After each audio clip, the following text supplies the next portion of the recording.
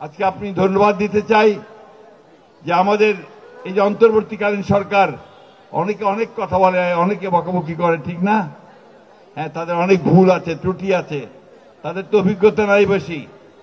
আমরা আশা করেছিলাম যে 1 বছরের মধ্যে আমাদের যারা শহীদ হয়েছে তাদের প্রপার তালিকা তৈরি করে তাদেরকে পুনর্বাসনের ব্যবস্থা করবে। দুর্ভাগ্য তারা সেটা পুরোটা করতে পারেনি, কিন্তু তারা চেষ্টা করছে।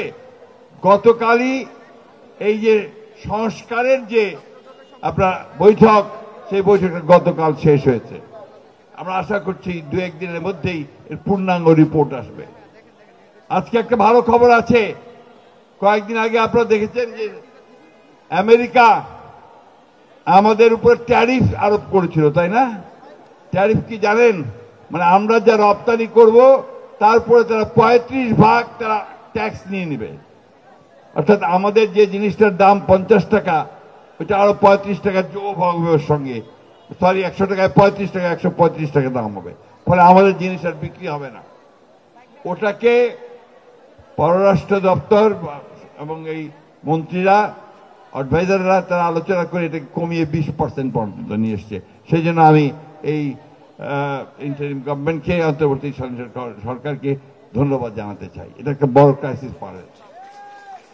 সবচেয়ে বড় ক্রাইসিস রয়েছে যে ঘোষণা আমাদের প্রধান উপদেষ্টা দিয়েছেন যে আগামী ফেব্রুয়ারি মাসে নির্বাচন হবে মধ্যবর্তী সময়ে, তাই না? এই নির্বাচনটা আমরা চাই, দেশের মানুষ চায়।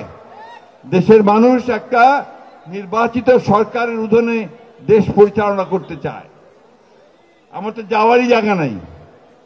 এখন ধরো আমার কোনো সমস্যা হলো, আমি কার কাছে যাব? কোনো এমপি নাই তো, আছে? তাহলে যাবো কার কাছে? আমার সমস্যাটা পার্লামেন্টে কে তুলে ধরবে? লোক নাই। কে পার্লামেন্টে আমার দাবি নিয়ে কথা বলবে? লোক নাই। এই জন্যই আমাদেরকে দ্রুত নির্বাচন দরকার এবং দ্রুত পার্লামেন্ট দরকার, যে পার্লামেন্টে আমরা আমাদের কথাগুলো বলতে পারব। বন্ধুগণ, একটা বিরাট একটা ভয়ঙ্কর একটা ফ্যাসিবাদ হাত থেকে আমরা আপাতত মুক্তি পেয়েছি। এই মুক্তি তখনই চূড়ান্ত হবে যখন তাদেরকে আমরা রাজনৈতিকভাবে সম্পূর্ণ নিশ্চিহ্ন করতে পারব। যারা লুটপাট করে, যারা ব্যাংক লুট করে, যারা চাঁদাবাজি করে, যারা মানুষের সম্পত্তি লুট করে নিয়ে যায়, তাদের বিরুদ্ধে আমাদের কোনো রকমের আপোষ থাকবে না।